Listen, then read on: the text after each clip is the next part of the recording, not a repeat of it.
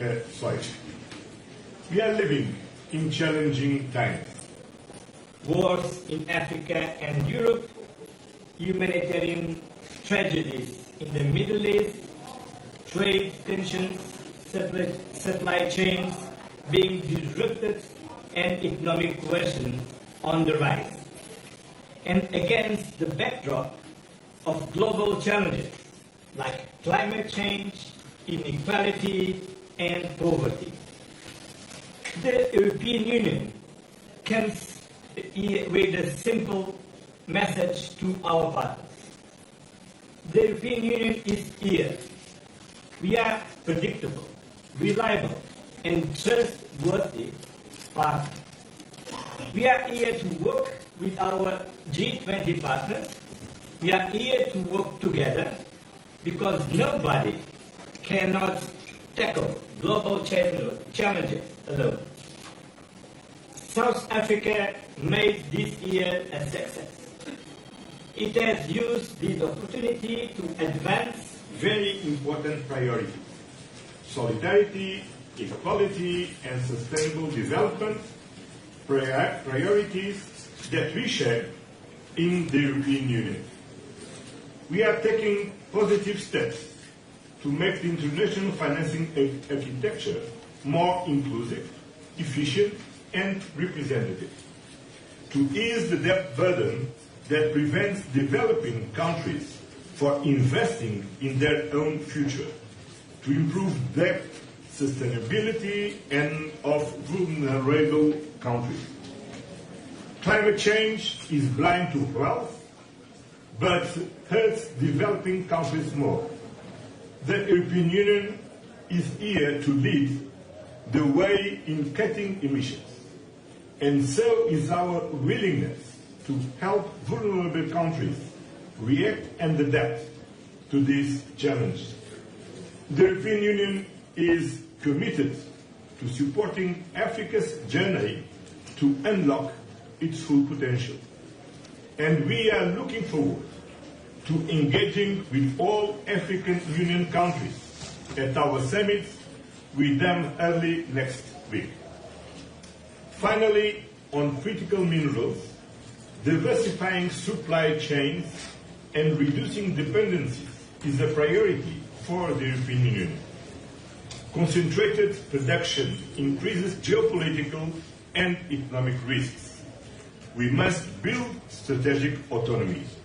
This requires us to engage with different parts of the world and with new partnerships while strengthening existing ones. This is what the G20 enables us to do on development, on trade, on climate, on critical minerals, or artificial intelligence. The European Union will take its responsibilities as a big economic power in the multipolar world. But we cannot do it alone. We need all G20 members to take bold, collective action. This is what this summit is about. As the world becomes more multipolar, we need more multilateral cooperation, not less. To paraphrase Bishop Desmond Tutu, I would say, our commitment to multilateralism is bound up in yours. Multilateralism is not old-fashioned. Multilateralism is not outdated. Multilateralism is our best, maybe our only defense against disruption, violence, and chaos. And South Africa puts multilateralism to work. And I would like to commend President Ramaphosa and the South African team. You have done an exceptional work towards reaching an agreed leaders' outcome from this summit. We are looking forward to the discussions ahead. Thank you very much. Yeah, let me first also say together with President Costa that the European Union is very pleased to be here in Johannesburg. The G20 summit is the first on African soil. It is the first since the African Union joined as a permanent member. And this is highlighting Africa's central and vital role on the global stage and the leadership of President Ramaphosa and South Africa. The G20 is a premier global forum to find common solutions for common challenges, such as how to maintain reliable, rules-based trade in a volatile global economy, or how to ensure climate change, fight food and energy resilience, and how to meet the opportunities and risks posed by rapid technological change. These are the topics of the 3 roundtables that will form the core of our discussions in the next 2 days. And allow me to go into further detail on each of those 3. The first is on trade. Europe is doubling down on our core belief that rules-based trade delivers. We will continue to champion partnership, openness, and fair competition. And that is the message we'll bring to the G20 and to the EU-African Union summit which follows these G20. Our network of free trade agreements is already the biggest in the world, 44 agreements with 76 partners. And we have more on the way. The agreements we have reached with Mercosur, Mexico and Indonesia further strengthen our network. And we're working non-stop to finalize an agreement with India, but also with Australia, Thailand, the Philippines, Malaysia, and the United Arab Emirates. And just yesterday, we, the European Union and South Africa, concluded a clean trade and investment partnership. We are a partner that plays by the rules. That's important for us. We listen to our partners. And above all, we deliver mutual gains in trade and investment, which in return delivers good jobs. We believe in the mutual gain in trade and investment. We will continue advocating for a strong, reformed and relevant World Trade Organization, including here at the G20. The second roundtable, there the motto is a resilient world. And here the focus is on fighting climate change and the clean energy transition. As European Union, we want to bring a message of hope and of opportunity to this G20 summit. It is a message about clean energy technologies and clean energy transitions, because not only do they meet our urgent need to tackle climate change, but they do much, much more. And the business case by now is doing much better. Clean energy transitions are cost competitive. They create jobs, good jobs, homegrown.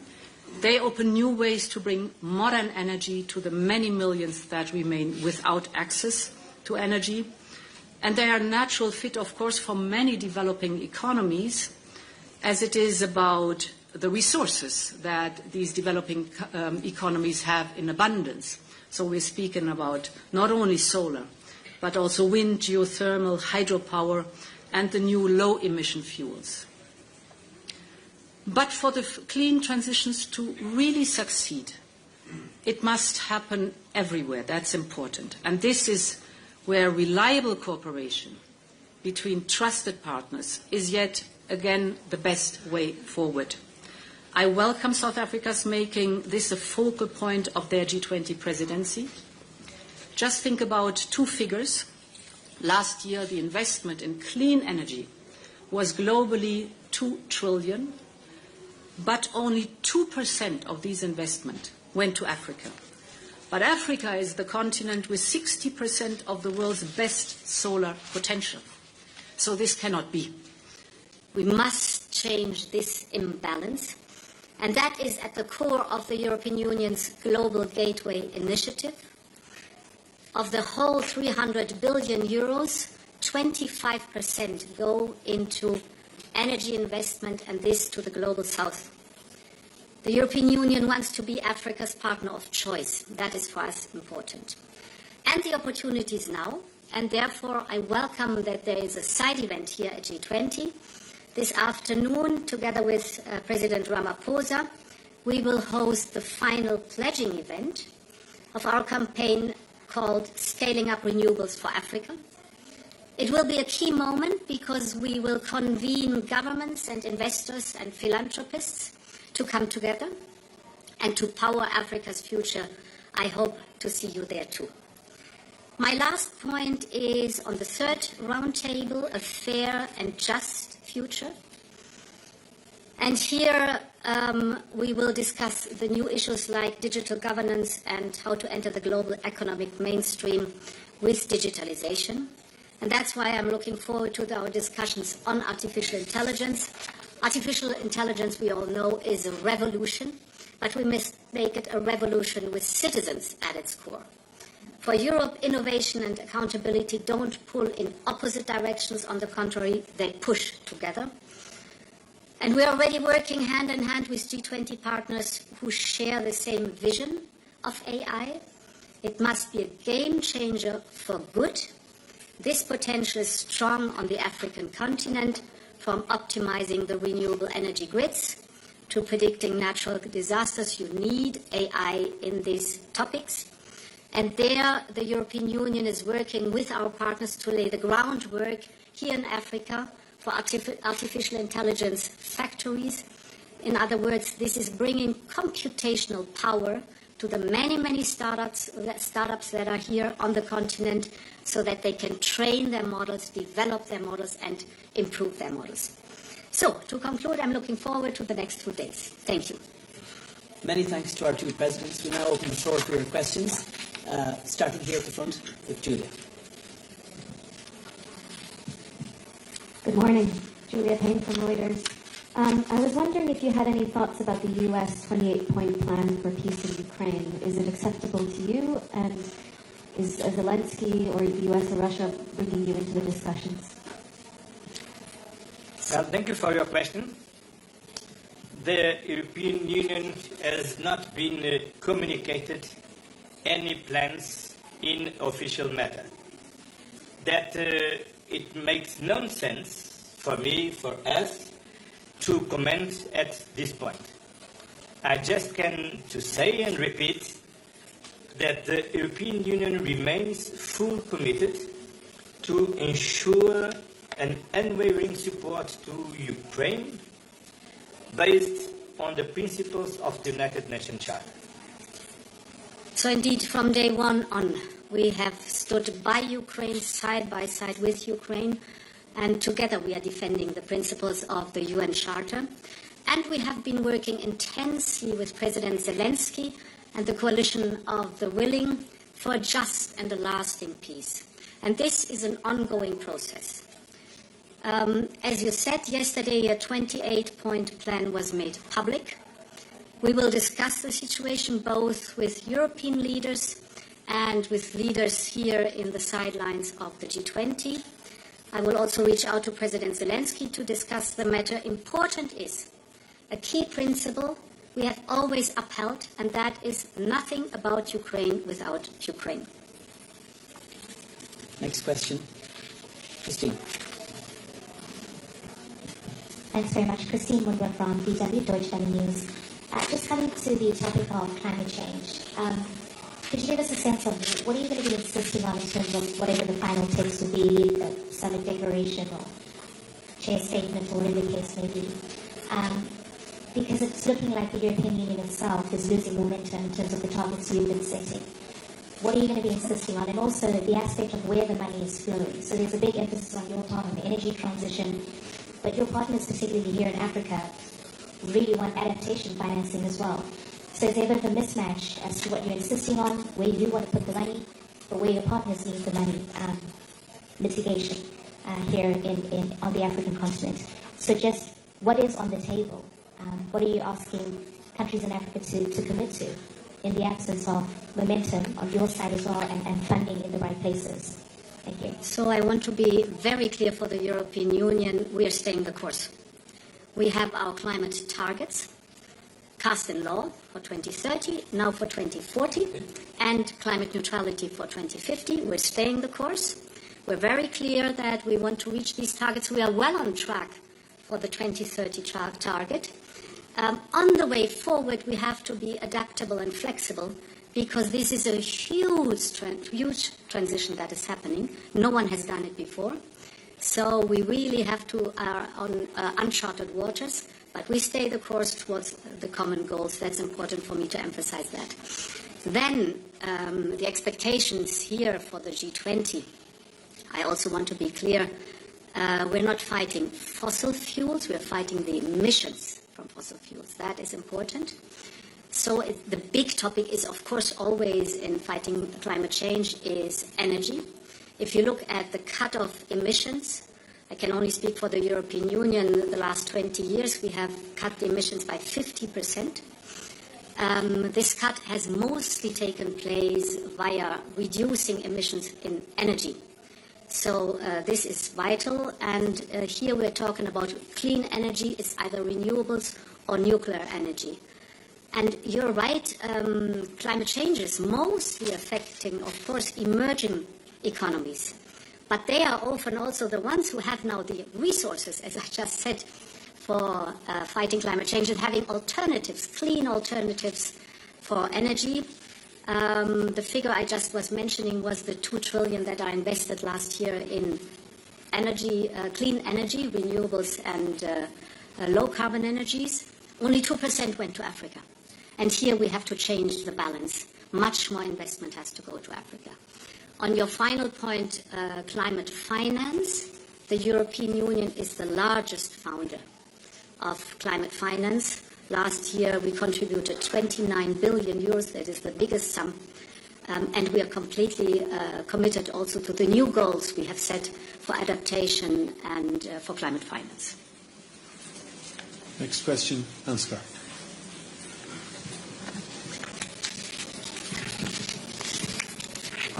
German press agency DPA. Madam President, Mr. President, on the absence of the United States here at the summit, how do you assess the accusations of the President of the United States, Donald Trump, against the host country regarding the human rights situation?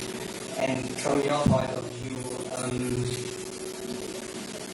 does the situation justify a boycott of the summit? And also, just very briefly, will you attend next year's G20 summit in Florida if it means sitting together with the Russian President Vladimir Putin? Thank you. Well, the answer is clear. We are here. And we are here because we are working in a very close way with our South African countries, South African host. The South African presidency of G20 was a very good presidency. They raised central issues to tackle our global challenges, and we are here all together to work together. As you know, the European Union is very clear. We believe in the multilateral system. We uphold the international rules-based order on peace and war, on trade, on the economic security, on the climate change. We remain engaged with the Paris Agreement. And as you know, the world today is not only multipolar, it's also plural. The North is plural, the South is plural, and it's the reason because we need to engage with each other. And we are here to work with our South African partners, with our G20 partners, and is what we are doing here, is what we are doing in the G7, is what we are doing in WTO, is what we are doing in the United Nations, and what we will continue to do because we believe in the multilateralism and the rules-based order. My question. What about the accusations, real accusations against the whole country made by US President Donald Trump?